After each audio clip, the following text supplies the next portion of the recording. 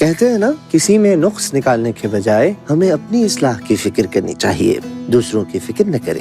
لیکن اس کا یہ مطلب نہیں کہ ہم دوسروں کی فکر بالکل چھوڑ دیں۔ معاشرے کے حالات اور موجودہ دور کے چیلنج کا حل نکالنا، ان کی اصلاح کرنا، امت کا خیر خواہ بننا، یہ بھی دین کا اہم فریضہ ہے۔ سماعت کیجیے پروگرام اصلاح احوال ڈاکٹر محمد عظیم فاروقی اور RJ مہوش خان کے ساتھ۔ السلام علیکم لسنرز، آپ سن رہے ہیں FM 107 قطر، شو ہے اصلاح احوال اور میں ہوں آپ کے ساتھ آپ کی RJ مہوش خان، اور میرے ساتھ موجود ہیں ڈاکٹر محمد عظیم فاروقی صاحب۔ کل جاتے جاتے آپ کو ٹاپک بتا کے گئے تھے، ایک دفعہ پھر میں ریپیٹ کرتی ہوں کہ آج ہم بات کریں گے مستحکم اسلامی معاشرے کی تشکیل میں والدین اور اولاد کے کردار کی اہمیت اور موجودہ دور کے خاندانی مسائل کے تناظر میں۔ انشاءاللہ تعالیٰ یہ ہمارا آج کا ٹاپک ہے، اس پہ ہم ڈاکٹر صاحب سے جانیں گے۔ سب سے پہلے ڈاکٹر صاحب کو کہتے ہیں ویلکم اپنے شو میں۔ السلام علیکم سر۔ وعلیکم السلام ورحمۃ اللہ علیہ وبرکاتہ۔ جی سر، کیسے حال چال ہیں آپ کے؟ ہاں الحمدللہ، اللہ کا احسان ہے، کرم ہے، خوش بختی ہے کہ ہم ماہ سیام کی دیگر حسنات و برکات کے ساتھ ساتھ یہ افہام دین اور اصلاح احوال کے عنوان سے بھی بہت ساری چیزیں ہمیں آپس میں سیکھنے اور تبادلہ خیالات کرنے کا اللہ موقع عنایت کر رہے ہیں۔ جی سر بالکل۔ اور سر آج کا ٹاپک بھی والدین اولاد کا کردار، مطلب ایسا لگتا ہے کہ جیسے ایک تناسب زندگی جو ہے نا، وہ یہی جو ایک اکائی ہوتی ہے، اس کے گرد گھومتی ہے اور بہت کچھ ہم اپنے گھر سے سیکھ رہے ہوتے ہیں۔ تو سر پہلا سوال یہ ہے کہ اسلامی معاشرے سے مراد کیا ہے، ساتھ ہی معاشرے کی جو بنیادی اکائی یعنی کنبہ، آئلی گھریلو نظام قرآن و سنت کی روشنی میں کن بنیادوں پہ قائم کیا جاتا ہے؟ بسم اللہ الرحمن الرحیم۔ دیکھیں، اسلام دین فطرت ہے اور قرآن مقدس جو ہے وہ علم و حکمت کی، دانائی کی اور ضابطۂ حیات کی اللہ کی طرف سے آخری الہامی کتاب ہے۔ فیہ کتب قیمہ، اس کا یہ اعلان ہے کہ سارے علوم کو اللہ نے اس میں جمع کر دیا۔ 1,24,000 کم و بیش انبیاء و مرسلین جو تشریف لائے، جو ان کو اللہ نے احکامات دیے، عبادات کا نظام، پورا ایک طرز زندگی، معاشرتی، معاشی، سیاسی، علمی، فکری، اخلاقی، روحانی، نجی، قومی، بین الاقوامی، تو گود سے لے کے گور تک مکمل جتنے بھی انسان کو ممکنہ مسائل درپیش ہو سکتے ہیں، قرآن پاک میں اس کی رہنمائی کی۔ ولا رطب ولا یابس الا فی کتاب مبین۔ فرمایا کوئی خشک و تر شے ایسی نہیں جس کا ذکر اس قرآن میں نہ ہو۔ اسی لیے سرکار نے فرمایا کہ اطلب العلم من المہد الی اللحد، گود سے گور تک علم حاصل کرو۔ گویا کہ یہ گود سے گور تک انسان کی رہنمائی کرنے والی ہے۔ تو اب جب ہم اس عمل اور اس سلسلے کو جاری اور ساری رکھتے ہیں تو یہ سارا نظام باقاعدہ ایک معاشرے کے ساتھ وابستہ ہوتا ہے۔ معاشرہ جو ہے یہ انسانوں کے مل جل رہنے کا ایک نظام ہے، جس کو عام طور پہ مین از اے سوشل اینیمل کہا جاتا ہے کہ انسان معاشرتی حیوان ہے۔ اس کی ضروریات اور خواہشات اتنی زیادہ ہے کہ جنہیں وہ تنہا حاصل نہیں کر سکتا، اور علامہ ابن خلدون نے بھی کہا کہ انسان مدنی و تباہ ہے۔ تو یہ لفظ جو ہے قرآن پاک میں بھی اللہ نے استعمال کیا۔ جب میاں بیوی کے حقوق و فرائض کا یہاں ذکر ہے تو فرمایا وَعَاشِرُوهُنَّ بِالْمَعْرُوفِ، وَعَاشِرُوا اور معاشرت کرو ہن ان کے ساتھ بالمعروف، مہذب طریقے سے، معقول طریقے سے۔ پھر ایک اور جگہ اس کو بھی استعمال اس طرح بھی کیا، من اعرض عن ذکری فإن له معیشۃ ضنکا، وہ لوگ جو ہمارے حکم سے منہ پھیر لیتے ہیں، سرتابی کرتے ہیں، فإن له معیشۃ ضنکا، تو ان کی معیشت جو ہے، ان کا رہنا سہنا جو ہے وہ ان کے لیے تنگ ہو جاتا ہے۔ اور ایک اور جگہ بھی سورہ قاریہ میں بھی ذکر ہے فَأَمَّا مَنْ ثَقُلَتْ مَوَازِینُهُ فَهُوَ فِی عِیشَۃٍ رَاضِیَۃٍ، تو یہ عیشہ جو ہے، یہ زندگی جو ہے وہ خوش من پسند وہ زندگی میں ہوں گے۔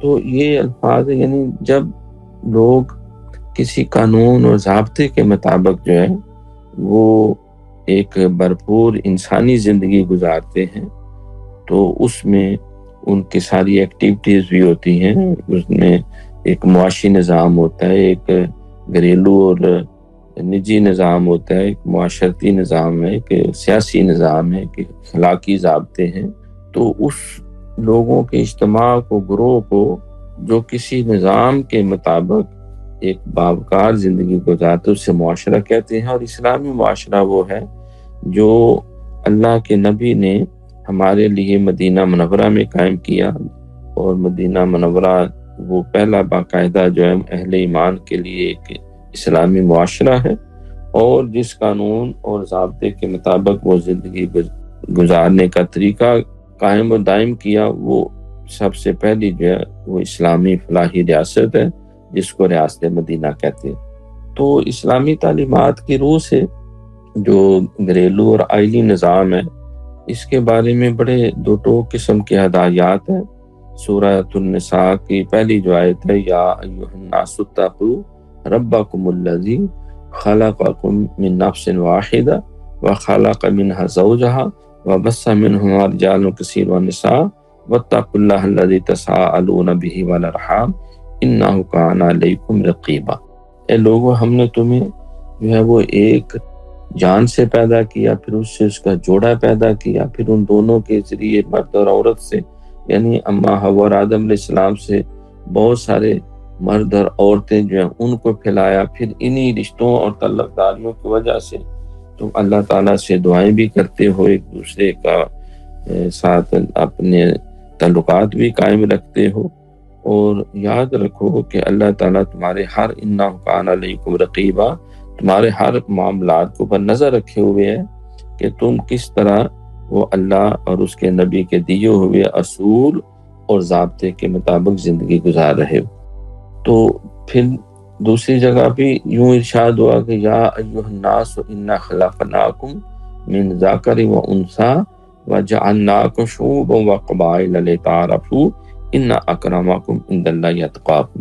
وہاں تو باقاعدہ گروہ اور قبیلے کا لفظ آ گیا کہ اے لوگو، ہم نے تم کو ایک مرد اور ایک عورت سے پیدا کیا، اور مزید پھر آگے یوں فرمایا اور تمہارے قبیلے اور گروہ بنائے، لتعارفوا، واقفیت کے لیے کہ تم ایک دوسرے کی واقفیت اور ادراک حاصل کر سکو۔ اور اگر یہ دیکھنا چاہتے تو کہ اللہ کی نظر میں سب سے زیادہ قابل قدر ہونا وہ اللہ کی عبادات بھی بجا لاتا ہے، اور حقوق العباد بھی بجا لاتا ہے، اور حسن اخلاق کا بھی وہ پیکر ہے، تو وہ اللہ کی نظر میں سب سے بہترین ہے۔ اور حضور علیہ الصلوۃ والسلام نے بھی اس حوالے سے فرمایا کہ خیرکم لأہلہ، تم میں سب سے بہتر وہ ہے جو اپنے اہل خانہ کے لیے سب سے اچھا ہے، اور فرمایا انا خیر لأہلی، اور میں اپنے اہل خانہ کے لیے سب سے اچھا ہوں۔ یہ بھی ارشاد فرمایا کہ اکرموا اولادکم واصلحوا رحالہم، اپنی آل اولاد جو ہے وہ ان کو عزت دیا کرو اور ان کے کردار اور اخلاق کو سنوارا کرو۔ قرآن نے یوں بھی کہا قوا انفسکم واہلیکم نارا، اپنے آپ کو، اپنے گھر بار کو، بال بچوں کو جہنم کی آگ سے بچاؤ۔ گویا کہ قرآن و سنت کے اندر جو ہے وہ ایک ہمہ جہت معاشرتی نظام ہے، اور اس میں جو سب سے پہلی جو بنیادی عقائد جس کو جو ہے وہ مرد اور عورت کہتے ہیں یا میاں بیوی کہتے ہیں، اور جب آل اولاد ہوتی ہے تو پھر ان کو ماں باپ کا درجہ دیا جاتا ہے، تو اس کے لیے بھی ایک مکمل جو ہے وہ ضابطۂ حیات جو ہے وہ عطا کیا گیا ہے۔ اور اس مقدس جو رشتہ جو ہے اس کے بھی اللہ نے کلام پاک میں جو مقاصد بیان کیے، فرمایا کہ یہ جو کنبہ تم نے قائم کیا، معاشرے کی جو پہلی اینٹ یا پہلی اکائی بنائی ہے، تو اس کی بنیاد جو ہے وہ سب سے پہلے اللہ رسول کے رضا کے اوپر ہے، اور اس کا بنیادی ایک مقصد یہ ہے کہ تمہارے اندر الفت اور محبت پیدا ہو۔ دوسرا اس کا مقصد یہ ہے کہ تمہارے اندر شرم و حیا اور تہذیب پیدا ہو، اور تیسرا مقصد یہ ہے کہ یہ بقائے نسل انسانی کا ذریعہ ثابت ہو، اللہ تمہیں نیک صالح اولاد بھی عطا فرمائے۔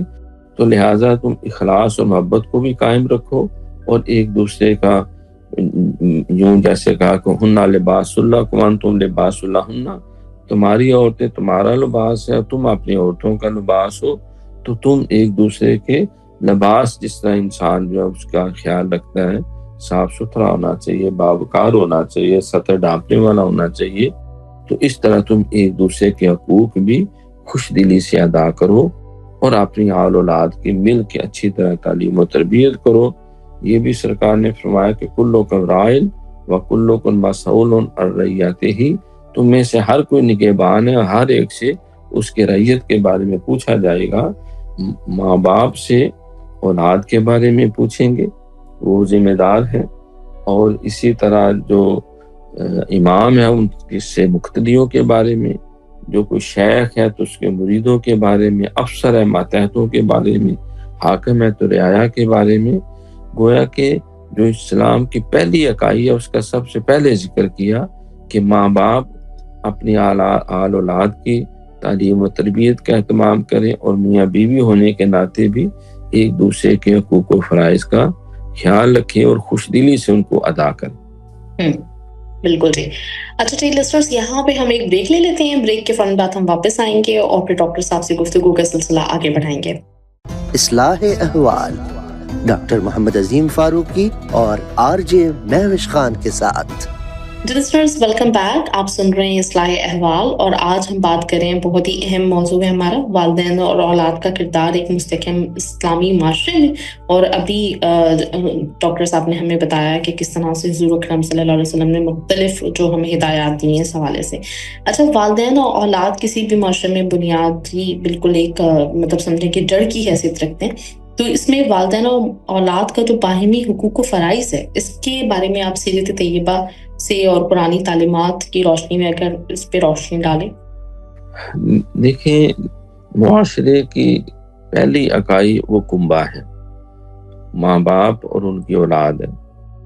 آپ یوں سمجھیں کہ معاشرے کی بنیادیں ہی یہ ہیں۔ کہتے ہیں نا کہ اگر کسی عمارت کی بنیاد ٹیڑھی ہو جائے یا کمزور ہو جائے تو عمارت غیر محفوظ ہو جاتی ہے۔ تو اسی طرح اگر ایک مستحکم اور خوشحال فلاح و بہبود پہ مبنی ایک خوبصورت مثالی معاشرہ اگر ہم تشکیل دینا چاہتے ہیں تو ہمیں سب سے پہلے جو گھریلو زندگی ہے اس کو فوکس کرنا پڑے گا، جو میاں بیوی کے تعلقات ہیں اس کا ہمیں لحاظ کرنا ہوگا، اور جب بالخصوص جب وہ ماں باپ کے درجے میں آ جاتے ہیں اور ان کے جو شان قرآن و سنت کے اندر جو ہے وہ بیان کی گئی ہے کہ ماں کے قدموں کے نیچے جنت ہے اور باپ کا چہرہ جو ہے وہ جنت کا دروازہ ہے۔ تو اس اعتبار سے اللہ کریم نے ماں باپ کو کچھ فرائض سونپے ہیں اور پھر کچھ اولاد کو فرائض سونپے ہیں۔ اب جو ماں باپ کے فرائض ہیں وہ بچوں کے حقوق بنے، اور جو بچوں کے فرائض ہیں وہ ماں باپ کے حقوق بنے۔ تو سب سے پہلے ضرورت ہے کہ ماں باپ جو ہے وہ بچوں کی اچھی نگہداشت کریں، ان کی اچھی طرح دیکھ بھال کریں۔ تو اس کی تو بہت ساری قرآن و سنت کے اندر تفصیلات ہیں۔ مثلا سب سے پہلے حکم ہے کہ قوا انفسکم واہلیکم نارا، کہ اپنے آپ کو اور اپنی آل اولاد کو جو ہے وہ تم جہنم کی آگ سے بچاؤ۔ اور نبی علیہ الصلوۃ والسلام نے فرمایا کہ انسان اس دنیا میں اگر کوئی بہترین توشہ چھوڑ کے جا سکتا ہے، صدقہ جاریہ چھوڑ کے جا سکتا ہے، تو وہ نیک اور صالح اولاد ہے۔ یعنی وہ اولاد جو ہے وہ چاہے مانوی اولاد ہو، جس طرح شاگرد ہوتے ہیں، تلامذہ ہوتے ہیں، مریدین ہوتے ہیں یا فالوورز ہوتے ہیں، اور یا وہ حقیقی نسلی اولاد ہو، اپنی یعنی ذاتی آل اولاد ہو، تو ان کے بارے میں والدین کو پابند کیا کہ ان کی اچھی طرح نگہداشت کرو، اور اس کی اگر تفصیلات بنائیں تو سب سے پہلے فرمایا کہ یہ مرد کا فرض ہے کہ اپنے بچوں کو ایک اچھی نیک و صالح ماں مہیا کرے، یعنی ایسی خاتون سے وہ ازدواجی زندگی کا آغاز کرے جو نیک ہو، صالح ہو، مہذب ہو، پڑھی لکھی ہو۔ اس میں بھی سرکار نے فرمایا کہ لوگ 4 وجہ سے نکاح اور شادی کرتے ہیں، زیادہ تر تو حسن و جمال دیکھ کے، کوئی بڑا اونچا خاندان دیکھ کے کرتا ہے، کوئی اس کا جہیز اور مال دیکھ کے کرتا ہے، اور چوتھی وجہ جو ہے اس کی سیرت اور کردار دیکھ کے۔ اے ابو ہریرہ، تجھے تیری ماں روئے، جب تم نے نکاح کرنا ہو تو تم اس کے ظاہری صرف حسن و جمال کو نہ دیکھو، اس کے مال اسباب کو یا اونچے خاندان کو، بلکہ اس کی بجائے جو ہے تم جو ہے اس کے سیرت اور کردار کو فوکس کرو۔ سیرت کے ہم غلام ہیں، صورت ہوئی تو کیا، سرخ و سفید مٹی کی مورت ہوئی تو کیا، سیرت نہ ہو تو عارض و رخسار سب غلط، خوشبو اڑی تو پھول فقط رنگ رہ گئے۔ جس طرح سیدنا فاروق اعظم رضی اللہ تعالیٰ عنہ امیر المومنین تھے، تو گشت کر رہے تھے گلیوں میں، تو کسی گھر سے آواز آئی کہ ایک خاتون کہہ رہی تھی دودھ میں پانی ملا لے، اور دوسری لگتا تھا اس کی بیٹی ہے، وہ کہہ رہی تھی نہیں، امیر المومنین نے منع کیا کہ دودھ میں پانی ملا کے نہیں بیچنا۔ تو ماں نے کہا یا امیر المومنین، بیچارے کو کیا پتا ہے، تو ملا لیں گے تو کوئی فرق نہیں پڑے گا، ذرا پیسے زیادہ مل جائیں گے۔ تو انہوں نے کہا کہ اماں، امیر المومنین بیچارہ اگر نہیں دیکھ رہا تو اللہ تو دیکھ رہا ہے، ہمیں تو اللہ کی بھی تو حیا کرنی ضروری ہے۔ تو سیدنا فاروق اعظم رضی اللہ تعالیٰ عنہ اپنی عالیہ کو بھیجا کہ تم بیٹے عاصم کا رشتہ ڈھونڈ رہی تھی، رشتہ مل گیا۔ تو جب وہ پیغام بھیجا تو انہوں نے کہا جی آپ امیر المومنین اور بہت بلند آپ کا خاندان ہے، قریش سے ہیں یہ اور وہ، ہم تو سادہ بیچنے والے ماڑے لوگ ہیں۔ نہیں نہیں، ہمیں جو چیز چاہیے تھی وہ تمہاری بیٹی میں، اگر وہ رضامند ہو تو جو ہے وہ سلسلہ آگے چل پڑے۔ تو انہوں نے رشتہ لے لیا، اور انہی سے پھر حضرت عمر بن عبدالعزیز، جس کو 5واں خلیفہ راشد کہتے ہیں، اسی بچی سے پیدا ہوئے بعد میں۔ تو یعنی آپ نے فوکس اس چیز کو کیا کہ سیرت اور کردار بنیادی ضرورت ہے۔ پھر اولاد کا حق یہ ہے کہ قرآن پاک میں ہی اس کا ذکر کیا کہ لا تقتلوا اولادکم خشیۃ املاق نحن نرزقکم وایاہم، خبردار اپنے بچوں کو بھوک کے ڈر سے قتل نہ کرو، ان کی جان تلف نہ کرو، ہم تمہیں بھی رزق دیتے ہیں اور ہم ان کو بھی رزق دیتے ہیں، ان کو بھی رزق دیں گے۔ تو یہ بھی ایک عرب معاشرے میں بیماری تھی، بلکہ بیٹی کسی کے گھر پیدا ہو جاتی تو قرآن میں ہے کہ اس کا منہ لٹک جاتا اور کہتا میں اب شرمندگی کے ساتھ کیسے یہ زندگی گزاروں، اور بعض اس کو زندہ دفن کر دیتے۔ تو گویا کہ یہ اولاد میں تفریق کرنا تمہارے لیے روا نہیں، جس کے بچیاں بھی ہوں بچے بھی ہوں ان کے صحیح نگہداشت کرتا ہے، اور لڑکوں کو لڑکیوں پہ ترجیح نہیں دیتا، تو وہ جنت میں یوں میرے ساتھ ہوگا جیسے 2 انگلیاں ساتھ ساتھ ہیں۔ پھر اولاد کا حق ہے کہ 7ویں دن اپنی توفیق کے مطابق عقیقہ کرنا، سر کے بال اتارنا اور خوشی کا اظہار کرنا، اس کا نام رکھنا۔ اگر توفیق ہے تو بچے کی طرف سے 2 جانور جو ہے 2 قربانی، اور بیٹی کی طرف سے 1 قربانی جو ہے، کیونکہ یہ ایک قسم کا صدقہ نافلہ ہے، اور بہت سارے آنے والے جو زندگی میں بیماریاں اور آفتیں ہوتی ہیں اللہ تعالیٰ ان بچوں اور بچیوں سے اس کو دور فرما دیتے ہیں۔ تو یہ بھی ایک اعتبار سے بچوں کا حق بنا۔ پھر ان کی صحیح تعلیم و تربیت کرنا، پھر جو ہے ان کو جو ہے ضروری تعلیم و تربیت کے ساتھ جب جوان ہو جائے تو ان کی شادی کا اہتمام کرنا۔ یہ بھی سرکار کا فرمان ہے کہ اگر بچی اور بچہ جوان ہو اور اس کی شادی کی عمر ہو اور حالات بھی سازگار ہے، کوئی ایسی رکاوٹ نہیں، تو اگر کوئی شادی نہیں کرتا اور وہ غلط راستے پہ چل پڑے تو ماں باپ کو بھی اس کا مجرم قرار دیا جائے گا۔ تو اس اعتبار سے ان کی بیاہ شادی کرنا، اور پھر اگر اولاد میں سے کوئی دنیا سے پہلے ہی چلا جائے ماں باپ سے بھی تو اس کے لیے دعا کرنا۔ اور پھر اسی طرح وراثت کا جو معاملہ آ جاتا ہے، اس میں بعض ڈنڈی مار جاتے ہیں، بیٹیوں کو دیتے ہی نہیں ہے، یا کسی ایک بیٹے کو دے دیا باقیوں کو محروم رکھا۔ نہیں، اولاد کا جو حق اللہ نے قرآن میں مقرر کیا لذاکر مثل حظ الانثیین، اس کو پورے طور پہ آنر کیا جائے، ادا کیا جائے۔ تو یہ چند بنیادی باتیں۔ پھر اولاد کو بھی ساتھ پابند کیا کہ اب ماں باپ نے جب اولاد کے سارے حق حقوق دیے ہیں، اب اولاد کو چاہیے۔ قرآن پاک میں دیکھو پوری طویل آیت ہے کہ وَقَضَىٰ رَبُّكَ أَلَّا تَعْبُدُوا إِلَّا إِيَّاهُ وَبِالْوَالِدَيْنِ إِحْسَانًا، کہ اللہ نے یہ فیصلہ کر لیا کہ تم اللہ کے سوا کسی کی عبادت نہ کرو اور اپنے والدین کے ساتھ بھلائی کرو۔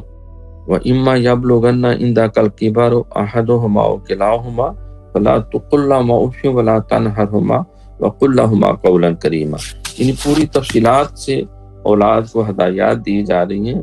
اگر ایک یا دونوں تمہارے سامنے بوڑھے ہو جائیں تو بڑھاپے میں یقیناً تھوڑا سا چڑچڑا پن بھی آ جاتے ہیں، کچھ اور بھی جسمانی کمزوری آ جاتی ہیں، بعض کا بیماریاں آ جاتی ہیں، تو بہت زیادہ ان کی کیئر کرنی پڑتی ہے، ان کو میڈیسن دینا، ان کے آرام کا خیال رکھنا، ان کی پرہیزی کھانے کا خیال رکھنا.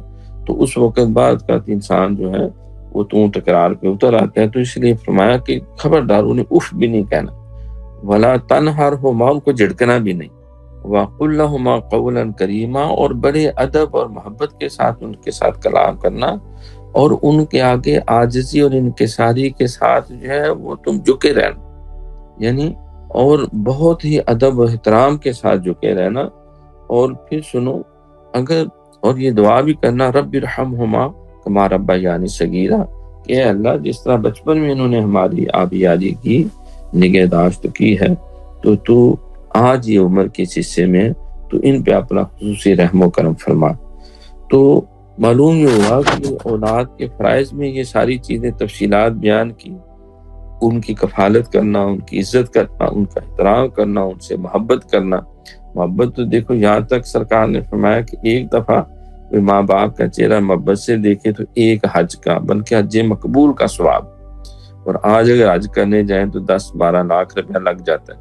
تو کسی صحابی نے عرض کیا، حضور اگر ایک دن میں وہ 100 بار زیارت کرتا ہے تو فرمایا اللہ کے پاس اجر و ثواب کی کمی نہیں ہے، اللہ اجر و ثواب دینے بے قادر ہے اور وہ عطا فرماتا ہے.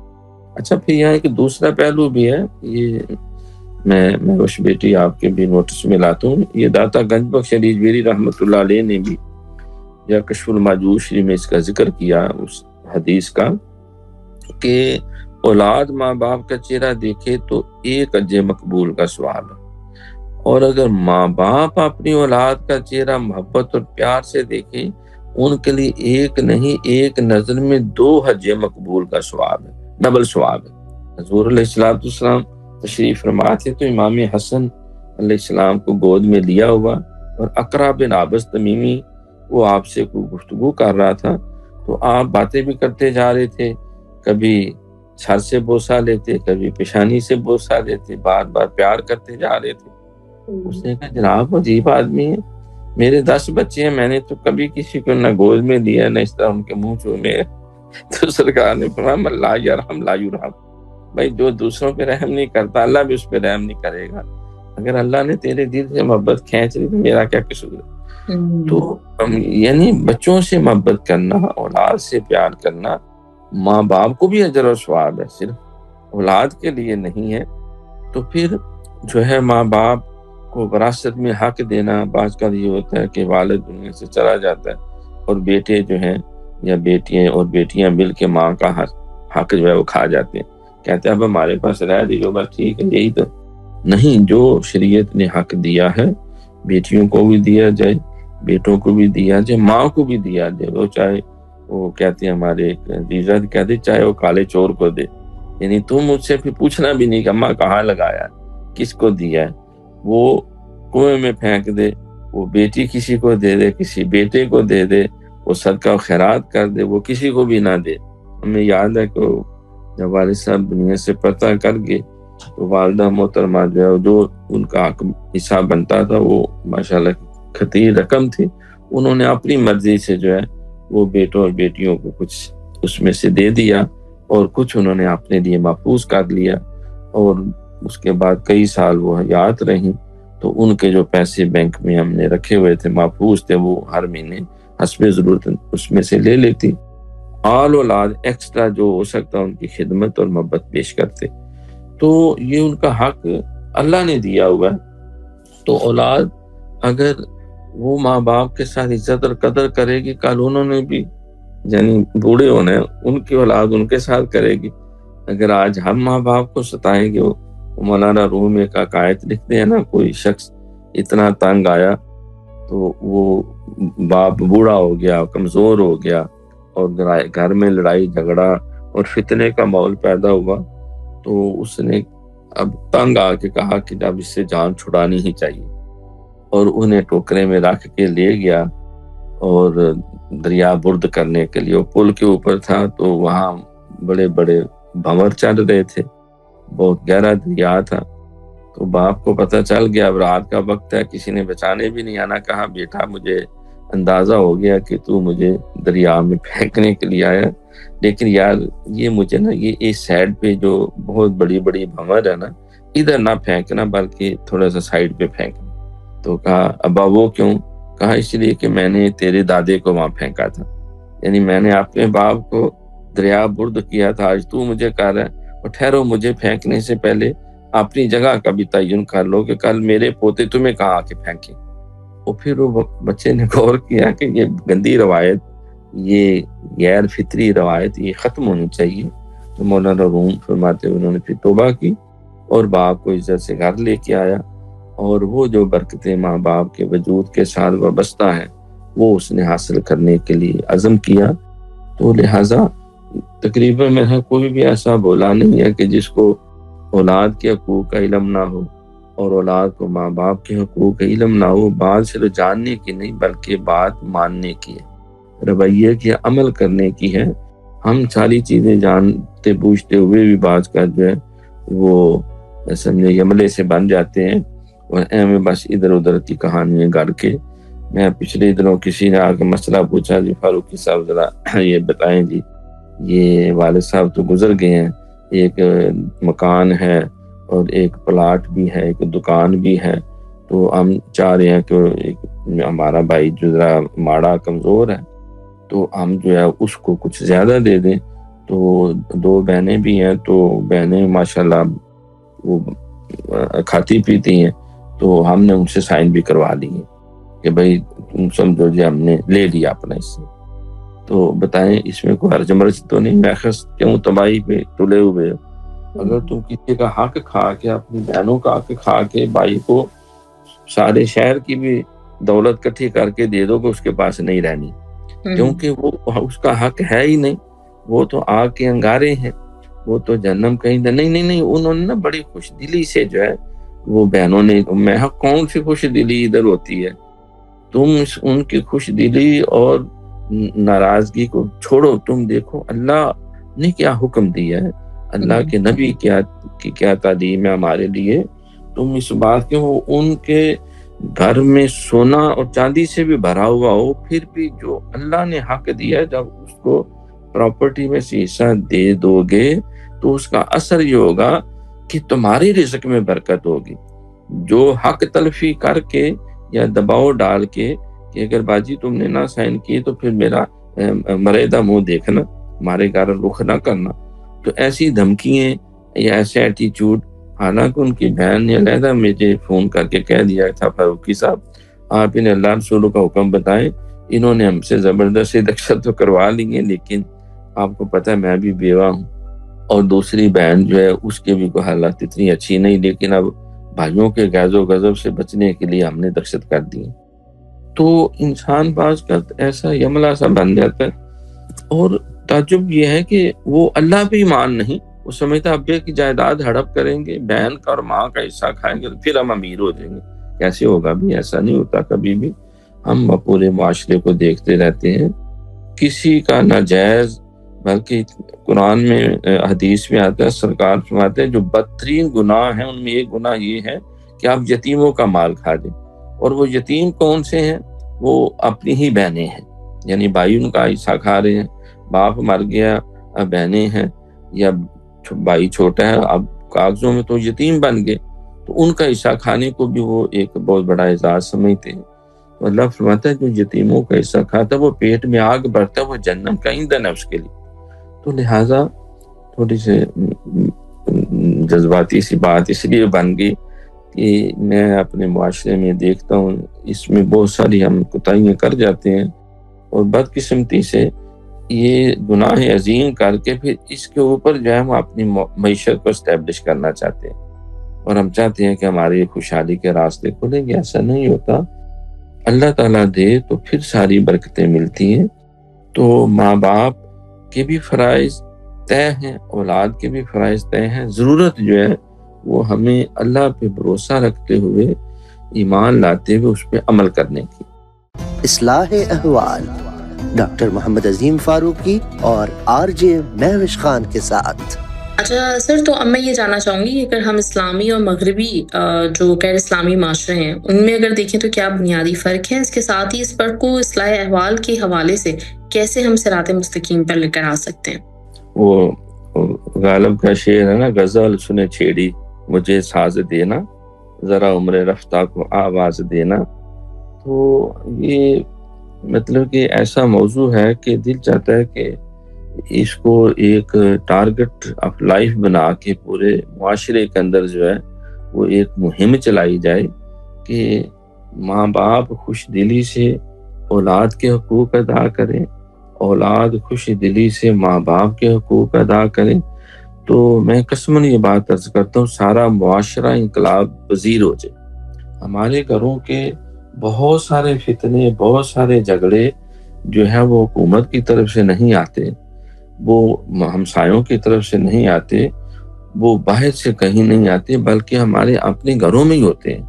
جس وقت ہم وہ پہلی اینٹ جو ہے، وہ پہلی جو بنیاد، اس کو ہی جب ہم ٹیڑھا رکھتے ہیں، جب اسی کے اندر ہم کوتاہی کرتے ہیں، تو پھر بیچارہ معاشرہ کیا کرے گا؟ اور پھر ہم الزام دیتے ہیں دیکھو جی ماسٹر غلط ہو گئے، کوئی کہتا نہیں یہ علماء کا سارا قصور ہے، کوئی کہتا نہیں یہ تو مشائخ جو ہیں وہ اپنی ڈیوٹیوں سے غافل ہیں، دیکھو یہ تو ججوں نے یہ کر دیا، بھئی دیکھو یہ تو جرنیلوں نے وہ کر دیا، یہ دیکھو جی یہ تو وزیروں نے یہ کر دیا. کوئی خدا کے بندوں، وہ کوئی درخت سے تو نہیں نکلے یا زمین سے اگ کے آگے ہیں، وہ بھی کسی ماں کی آگوش سے نکل کے آئے ہیں، وہ بھی کسی باپ کے آنگن سے نکل کے آئے ہیں. تو جس وقت ہمیں گھر سے صحیح رہنمائی ملتی ہے، ماں باپ رزق حلال سے اولاد کی پرورش کرتے ہیں، جب گھر کے اندر جو ہے وہ بڑوں کی عزت ہوتی ہے، چھوٹوں پہ شفقت ہوتی ہے. سرکار نے فرمایا کہ من لم یرحم الصغیرنا ولم یعقر کبیرنا فلیس منا، جو ہمارے بڑوں کی عزت نہ کرے، چھوٹوں پہ شفقت نہ کرے، وہ ہم میں سے نہیں ہے، یعنی اس کا مسلمانوں سے کوئی تعلق نہیں. تو گویا کہ پھر فرمایا کہ a house without children is a house unblessed، یعنی وہ گھر جس میں بچے نہیں ہیں، وہ گھر تو ہے لیکن وہ اللہ کی رحمتوں سے محروم گھر ہے. تو اب ہم مغربی معاشرے کو سامنے رکھتے ہیں. اب مغربی معاشرے میں ہمارے بہت سارے دوست احباب عزیز رہتے ہیں، اور مجھے بھی اللہ نے موقع دیا امریکہ کی کئی ریاستوں میں. تو بہت ہی مایوس کن صورتحال ہے.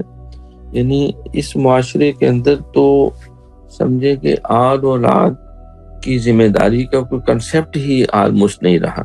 ہاں جو ہمارے جو امیگرینٹس ہیں، جو دوسرے ملکوں سے آتے ہیں، جس طرح پاکستان سے، بنگلہ دیش سے آئے، کوئی بھارت سے آیا، یا کوئی ایسی اسلامی کنٹری سے آئے جہاں ان کے اندر کچھ پھر بھی یہ آل اولاد، ماں باپ، چھوٹے بڑے کی کوئی شرم و حیا کے معاملات ہیں. لیکن جو پیورلی مغربی ویسٹرن کنٹریز کے باسی ہیں، یا بہت سارے لوگ آ کے جو اس کے رنگ میں رنگ جاتے ہیں، تو وہاں اولاد کو جو ہے ان کی تعلیم و تربیت کے لیے کوئی بندہ جو حقوق والدین کے ہیں وہ اولاد کے ہاتھ میں دے دیے، وہ اف بھی نہیں کر سکتے. یعنی بچوں کو کی طرف انگلی بھی نہیں اٹھا سکتے. اگر تھوڑی سی بھی دل آزاری ہو تو فوراً سوری کرنے کا حکم ہے کہ ماں اولاد جو ہیں ان کو آپ راضی رکھیں، ان کو خوش رکھیں. اور پھر نتیجہ یہ نکلتا ہے بچہ جو ہی یا بچی جوان ہوتی ہے تو موسٹلی یہی ہوتا ہے کہ وہ پھر آزاد ہو جاتے ہیں. اب ماں باپ جو ہے ان کو نہ کوئی اخلاقی تعلیم دے سکتے ہیں، اور نہ ان کو جو ہے کسی بھی غلط عمل کی طرف جاتے ہوئے روکنے کے روادار. تو وہ مادر پدر آزاد جو ایک معاشرہ بن جاتا ہے، جس کو حضرت اقبال نے بھی کہا کہ یہ دیو استبداد ہے، یہ استبداد کا جو ہے ایک جن ہے، تو سمجھتا ہے کہ آزادی کی ہے نیلم پری. یہ ایسی نہیں، ہم جس کے پیچھے بھاگ رہے ہیں وہ ایسا نہیں ہے. ہیں کو عاقب کچھ نظر آتے ہیں، کچھ دیتے ہیں یہ دھوکہ بازی گر کھلا. یہ ایویں ڈسٹینس لینڈز چام والی بات ہے، دور کے ڈھول سہانے. ہم مشرق کے مسکینوں کا دل مغرب میں جا اٹکا ہے، وہ کنٹر سب بلوری ہے، یہاں ایک پرانا مٹکا ہے. تو ہم خواہ جو ہے ہم اپنی مسلم روایات کو سامنے رکھیں. جہاں بھی گروے غیر، بدن بھی گروے غیر، افسوس کہ باقی نہ مکاں ہے نہ مکی ہے، یورپ کی غلامی پہ رضا مند ہوا تو، مجھ کو تو گلا تجھ سے یورپ سے نہیں ہے۔ تو ہم خود جا کے زبردستی ان کے قدموں میں بیٹھتے ہیں اور بیٹھنے کے لیے آرزو مند رہتے ہیں، اپنے بعض محل ماڑیاں بیچ کے، پلاٹ اور گھر بیچ کے، دکانیں بیچ کے کہتے ہیں کسی طرح بچہ آسٹریلیا چلا جائے، بچہ کو انگلینڈ بھیج دیں، یہ امریکہ میں سیٹل ہو جائے۔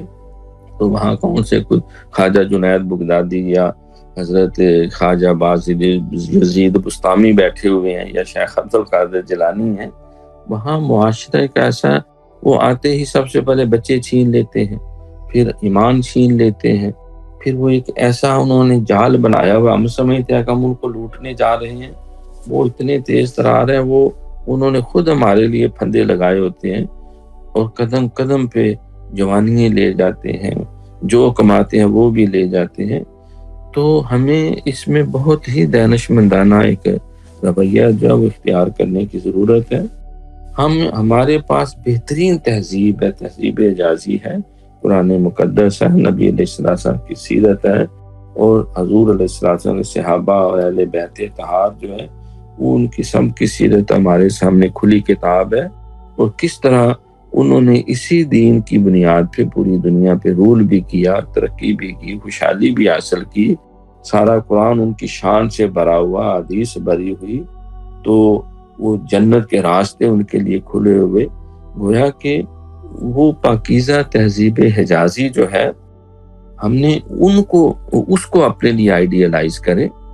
دیکھو نا، حضرت اقبال بعض کا ذرا سخت لفظ بھی انہوں نے کہا کہ دیار مغرب میں رہنے والوں، خدا کی بستی دکان نہیں ہے، کھرا جسے تم سمجھ رہے ہو وہ ذرے کا معیار ہوگا، تمہاری تہذیب اپنے خنجر سے خدا خودکشی کرے گی، جو شاخ نازک پہ آشیانہ ہوگا ناپائیدار ہوگا، ڈھونڈنے والا ستاروں کی گزرگاہوں کا اپنے فقار کی دنیا میں سفر کر نہ سکا، جس نے سورج کی شعاؤں کو گرفتار کیا زندگی کی شب تاریک سحر کر نہ سکا، اپنی حکمت کے پیچ و خم میں الجھا ایسا کہ آج تک فیصلہ نفع ضرر کر نہ سکا۔ تو ہم اس کے متحمل نہیں ہو سکتے۔ بینگ اے مسلم، ہمیں جو ہے وہ تھوڑا سا سوچ سمجھ کے قدم اٹھانا ہے۔ اگر ہم یورپ میں جاتے ہیں کوئی حرج نہیں، تعلیم حاصل کرنے تحقیق کے لیے آئیں، لیکن تہذیب حجازی کو ساتھ رکھیں، خود بھی عمل کریں، ان کو ایک رول ماڈل بنا کے دیں۔ ہم یہ نہ سمجھے کہ وہ سارے کے سارے جو ہیں وہ سارے اللہ کے اولیاء ہو گئے۔ ٹھیک ہے، انہوں نے ایک قانون بنایا، آئین بنایا، پاسداری دی، انسانی جان کی قدر ہے، اس کی عزت کی قدر ہے، جانوروں کی قدر ہے، لیکن اس کے ساتھ جو سب سے ضروری ہے ایمان کی دولت، نبی علیہ السلام کی سیرت اور کردار کی دولت جو اللہ نے ہمیں عطا کی ہے، ہم نے اس کو اپنے لیے آئیڈیالائز کرنا ہے۔ حضرت اقبال نے کہا نا کہ یورپ میں بہت روشنی، علم و ہنر ہے، حق یہ ہے کہ بے چشمہ ہے ہوا ہے یہ ظلمات، یہ علم، یہ حکمت، یہ تدبر، یہ حکومت، پیتے ہیں لہو دیتے ہیں تعلیم مساوات، بیکاری و اریانی و میخاری و افلاس، کیا کم ہے فرنگی مدنیت کی فتوحات، وہ قوم کے فیضان سماوی سو معروم، حد اس کے کمالات کی ہے برق و بخارات۔ تو ہم نے اچھی چیزیں لیں، مطلب تحقیق ہے، وہاں ملاوٹ نہیں، وہاں اس طرح ایک دوسرے کو دھوکہ دہی نہیں، جھوٹ فراڈ نہیں، یہ ہے تو بیسیکلی اسلامی تہذیب کی باتیں تھیں۔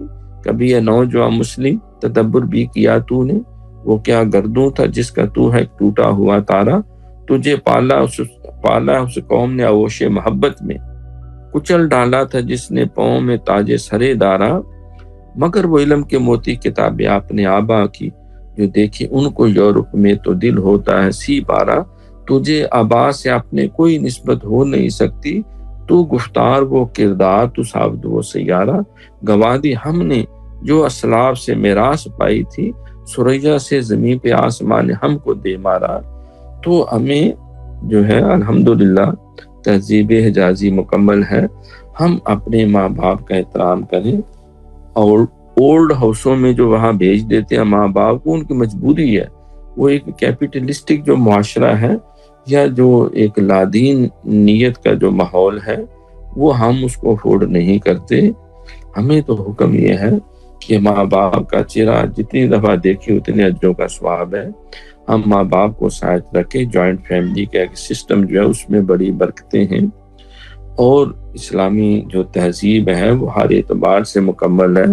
اللہ کے نبی نے ہمیں جو تعلیمات عطا کی، نبی پاک صلی اللہ علیہ وسلم کی سیرت ہمارے سامنے ہے. تو انشاءاللہ تعالی اگر ہم قرآن و سنت کو فوکس کریں، اب ماہ رمضان ہے تو ہم نے اللہ سے بہت سے عہد بھی کیے ہیں، عہد کرنے بھی ہیں، عہد کرنے بھی چاہیے. تو اس میں اس چیز کو بھی شامل کریں، کیونکہ شرک کے بعد جو سب سے بڑا گناہ ہے وہ ماں باپ کی دل آزاری ہے، اور ماں باپ کے حقوق کو پائمال کرنا ہے. اس سے ہم تائب ہوں. اور ماں باپ کو بھی یہ چاہیے کہ وہ اولاد کی تعلیم و تربیت کے معاملے میں، انہیں میتھ پڑھانے کے لیے تو بہت خرچہ ہے، انہیں باہر بیچنے کے لیے بہت خرچہ ہے، لیکن قرآن سکھانے کے لیے، نماز سکھانے کے لیے مفت بھی کوئی آئے تو وہ ہم اس کے لیے تیار نہیں ہوتے. ہم اپنے آپ کو اور اپنی آل اولاد کو نبی پاک صلی اللہ علیہ وسلم کی سیرت کے سانچے میں ڈالنے کی کوشش کریں گے تو انشاءاللہ دنیا بھی سنورے گی، دین بھی سنورے گا، عاقبت بھی سنورے گی، اور اللہ بھی خوش و راضی ہوگا. ہمیں اس پروگرام کو آگے لے کے اصلاح احوال کرنی ہے. بہت شکریہ. انشاءاللہ بہت بہت زبردست ہے. تو لسنرز، آج کی ہمارا شو تھا خاندان کے اوپر ہم نے بات کی. انشاءاللہ تعالیٰ مجھے امید ہے کہ آپ لوگوں نے بہت کچھ سیکھا ہوگا، سمجھا ہوگا، اور ہم ڈیفینیٹلی ان سب چیزوں کو اپنی زندگی میں امپلیمنٹ بھی کریں گے. تو بہت بہت شکریہ ڈاکٹر صاحب. انشاءاللہ تعالیٰ کل ملاقات ہوتی ہے. اپنا بہت بہت خیال رکھیے گا. جزاک اللہ. اللہ آپ کو بھی سلامت رکھے، تمام سامعین کو بھی، اور نیشنل ریڈیو قطر کی انتظامیہ اور سارے ملک کو، بلکہ سب عالم اسلام کو اور ہر انسان کو اللہ تعالیٰ اپنی رحمت کی آغوش میں لے. آمین ثم آمین. انشاءاللہ تعالیٰ آپ سے کل ملاقات ہوگی اصلاح احوال میں. اپنا خیال رکھیے گا. ہماری طرف سے اللہ حافظ.